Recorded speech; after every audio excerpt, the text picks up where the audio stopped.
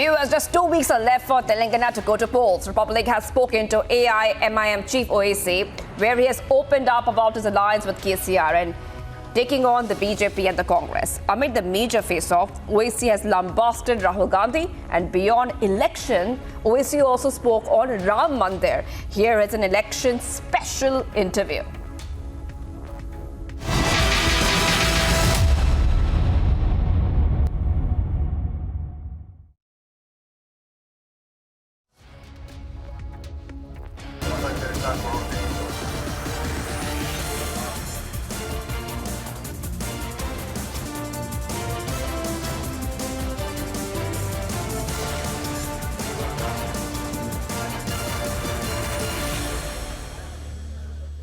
We have a very special guest on our election show special today, Mr. Asaduddin Owaisi, the AIMIM chief and also the Hyderabad MP. Sir, we have been seeing you have been doing a massive campaigning, padyatras across various constituencies. MIM is contesting on 9 constituencies. Why only 9? Because earlier also we had seen Akbaruddin Owaisi in the floor of the assembly. He had said that if possible, MIM will contest on more than 50 seats. Why only 9 MIM is up to this time?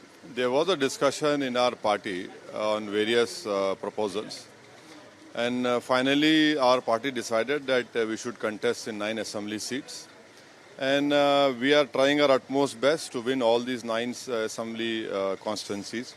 And I'm pretty much sure that we'll be able to not only retain the 7 MLA constituencies which we have with the blessings of Almighty Allah and the people. And the other 2, inshallah, we'll also win those 2. And in remaining assembly constituencies, we have decided where we are not contesting that we will support to ensure that KCR becomes the 3rd time Chief Minister of Telangana. You are supporting KCR since the beginning, and we also see that you have been saying that where MIM doesn't contest, your people should vote for KCR. So is there any sort of alliance talks you are wanting to do with KCR or BRS party? Because we see that there is a friendly alliance. You have been always saying that there is a friendly alliance, but any sort of official alliance you will be coming in with KCR? See, to answer your question, we are now standing in AK Tea Point, which is a famous tea point center in Jubilee Hills Assembly Constituency. And in Jubilee Hills Assembly Constituency, the present MLA is of BRS, a 2-time MLA. So here we are contesting against the BRS and the other party candidates. So we don't have an alliance in any way with BRS party. We are opposing them not only in the 7 assembly segments, but also in Jubilee Hills, in Rajendra Nagar Assembly Constituency. Wherever our candidate is not there, we have told the people to ensure that KCR becomes the chief in the 3rd time.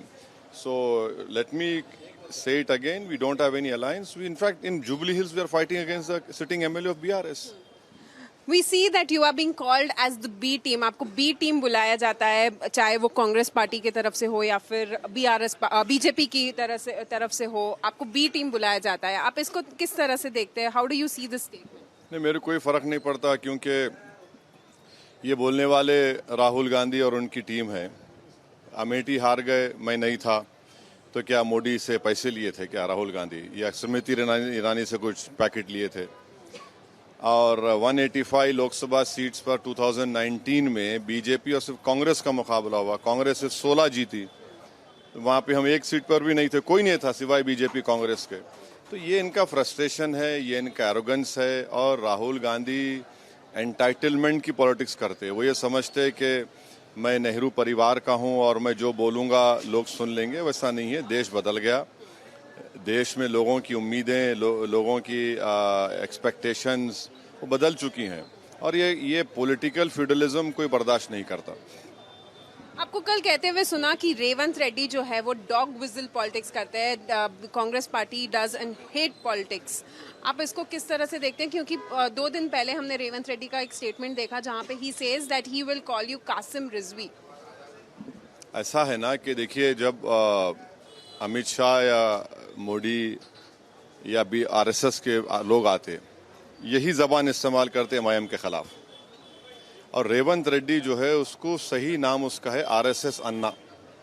Revanth Reddy की शुरुआत RSS में RSS का जो dress है उस जमाने में, अब तो पैंट पहन रहे 2 साल से, वरना 90 इयर्स तो लोग चड्डी पहनते थे। तो खाकी चड्डी और ब्लैक कैप पहन के रेवंत रेड्डी अपना पॉलिटिकल करियर शुरू किए। मेरे को रजाकारों से जोड़ना ये सरासर झूठ है, इसलिए कि जो रजाकार थे वो पाकिस्तान भाग गए, जो वफादार थे इस देश के वो यहीं पर रुक गए और रेवंत रेड्डी जैसे आरएसएस के लोगों से मुकाबला कर रहे। तो रेवंत रेड्डी का प्रॉब्लम यह है कि जो कोई उनको दिख गया दाढ़ी टोपी कुर्ता पैजामा, अचानक उनको याद आता कि बीजेपी आरएसएस क्या कहती है। तो इसीलिए रेवंत रेड्डी जो है वो एक डॉग विजिल की पॉलिटिक्स कर रहे हैं। वो आरएसएस से आए, आज भी आरएसएस से ही वाबस्ता है वो, तो आरएसएस को नहीं छोड़ने वाले हैं। इस चुनाव के बाद जब कांग्रेस हार जाएगी तो आप देखना एक दिन वापस वो चले जाएंगे बीजेपी में।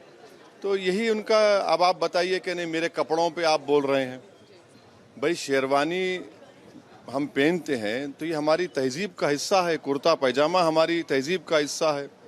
रेवंत रेड्डी ये नहीं देखते कि इंदिरा गांधी हमारे ऑफिस को आई थी, जब हमारे लोग फादर हमारे थे एमएलए सब शेरवानी पहने बैठे थे। तो कपड़ों से नफरत इस बात को बताता है कि रेवंत रेड्डी ना सिर्फ इस तरह के कपड़े पहनने वालों से नफरत करते हैं, बल्कि एक पर्टिकुलर समुदाय के लोग जो दाढ़ी और टोपी पहनते हैं उनसे भी नफरत करते हैं। तो उनकी जबान में और प्रधानमंत्री मोदी की जबान में कोई फर्क नहीं है। प्रधानमंत्री ने भी कहा था कि कपड़े देखकर पहचानो, तो रेवंत रेड्डी भी वही जबान बोल रहे हैं। रेवंत रेड्डी मोदी जी को बोल रहे हैं कि मैं भी पीछे नहीं हूं, आपके साथ हूं। अब तो प्राइम मिनिस्टर भी यहाँ पे आए थे और भारतीय जनता पार्टी ने तो बीसी कैंडिडेट अनाउंस करना, chief as BC candidate as the chief minister announce करने का बात किया है। और साथ ही साथ अब हम देख रहे हैं कि कई जगहों पे प्राइम मिनिस्टर नरेंद्र मोदी कहते हैं कि आप जो है वो बीआरएस की बी टीम है और साथ ही साथ केसीआर का जो स्टीयरिंग है वो आपके हाथ में है। नहीं, मैं प्रधानमंत्री से और राहुल गांधी से ये मेरी गुजारिश अपील होगी कि आप हैदराबाद को आइए, मैं आप दोनों को हैदराबाद की ईरानी चाय पिलाता हूँ।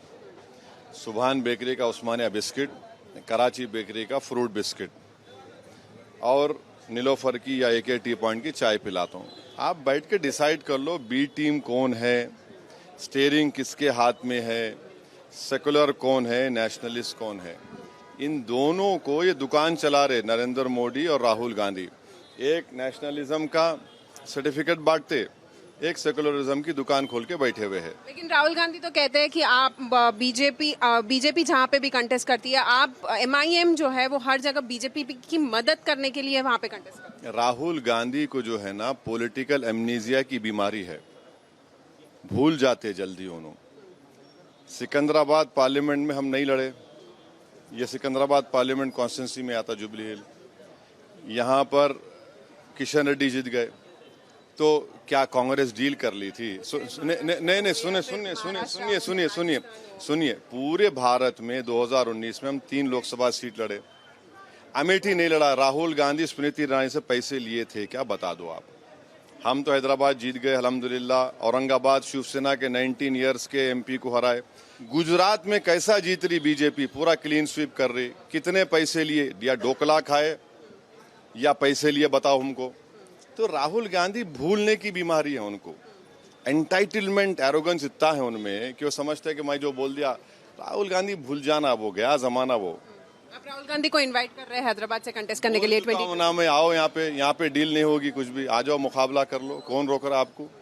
आके देखो क्या होगा हैदराबाद में। आपसे कंटेस्ट अरे आप वही तो बोल रहा हूँ, मैं बोल चुका हूँ। आइए, आप वायनाड क्यों जाते, अमेठी तो नहीं जाने वाले हो उन्होंने। वायनाड मत जाओ, यहाँ आ जाओ ना प्यारे, यहाँ आ जाओ, देख लेंगे, 2 हाथ मिला लेंगे जमहूरी तरीके से। खाली खड़े रह के 1 2 वो ये क्या क्या की झूठ बोलते, जो दिल में आ बोलते। हाँ, बके जा रहा हूँ जुनू में क्या क्या। सर आखिरी सवाल, जनवरी 2024 में अयोध्या राम मंदिर का उद्घाटन होना है। प्रधानमंत्री नरेंद्र मोदी और सारे दिग्गज नेता वहाँ पे रहेंगे। आप इसको किस तरह से देखते हैं, क्योंकि अगले कुछ महीनों में पार्लियामेंट के चुनाव भी होने हैं? नहीं, मैं तो ये उम्मीद कर रहा था कि प्रधानमंत्री को राहुल गांधी को भी साथ लेके जाना चाहिए। और साइड रोल कमलनाथ को भी दे दिया जाए, क्योंकि कमलनाथ ने खुद ये कहा था कि बाबरी मस्जिद का जो डिमोलिशन हुआ वो ताले खोलने से शुरू हुआ, और जब राजीव गांधी प्रधानमंत्री थे तो मध्य प्रदेश में कमलनाथ ने स्टेटमेंट दिया। अब राहुल गांधी क्यों नहीं बोलते इसके ऊपर? राहुल गांधी भी आजकल जा रहे हैं ना हर जगह पर, तो जनियोधारू भी हैं, तो प्रधानमंत्री को एक जनियोधारू भी मिल जाएगा और उस आदमी का बेटा भी मिल जाएगा जिसने ताले खोले थे, और वो पार्टी मिल जाएगी जिसके दौर में बाबरी मस्जिद शहीद हुई थी। तो प्रधानमंत्री को दिल बड़ा करना चाहिए, राहुल गांधी को अपने साथ लेना चाहिए, और साइड रोल के लिए कमलनाथ को प्रधानमंत्री रख लें। हम तो अपनी मस्जिद को खो दिए, 6 दिसंबर अगर नहीं टूटती मस्जिद तो क्या जजमेंट आता, मगर खैर सुप्रीम कोर्ट का फैसला है। मगर प्रधानमंत्री को हम नहीं मालूम प्रधानमंत्री अपने कैमरे में अलाउ करेंगे नहीं करेंगे राहुल गांधी कमलनाथ को, मगर ये सब मुलविस हैं इसमें। इस इलेक्शन जो 30 नवंबर को इलेक्शन होने हैं, आप इसका रिजल्ट किस तरह से देखते हैं? आप बीआरएस को सपोर्ट तो कर रहे हैं, लेकिन कांग्रेस भी तो टफ फाइट दे रही है यहाँ पे।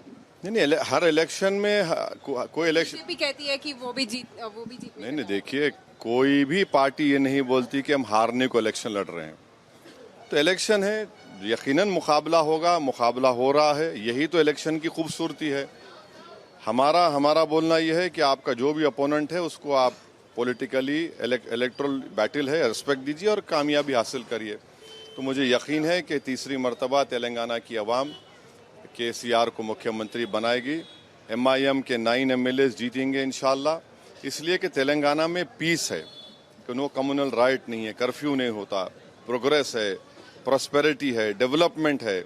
और यहाँ पर ओवरऑल अगर आप देखेंगे तो खौफ का माहौल नहीं है, डर का माहौल नहीं है कि कोई हिजाब के लिए पहन कर जा डर रहे, या फिर कोई मॉब लिंचिंग हो जाएगा, या फिर कोई गोश्त के नाम पे कुछ कर देगा, या कोई आपको एंटी नेशनल कह रहा है, या कोई आपको कम्युनल कह रहा है। तो ये तेलंगाना की ये खूबसूरती रही। 9 साढ़े 9 साल में बहुत प्रोग्रेस हुआ है तेलंगाना में, और भी प्रोग्रेस होना है। हमारे पास बिजली का प्रॉब्लम नहीं है, पीने के पानी के लाइन का प्रॉब्लम नहीं है। हाँ, जुबली हिल्स में जो यहाँ का BRS का MLA है बिल्कुल ही फेलियर साबित हुआ।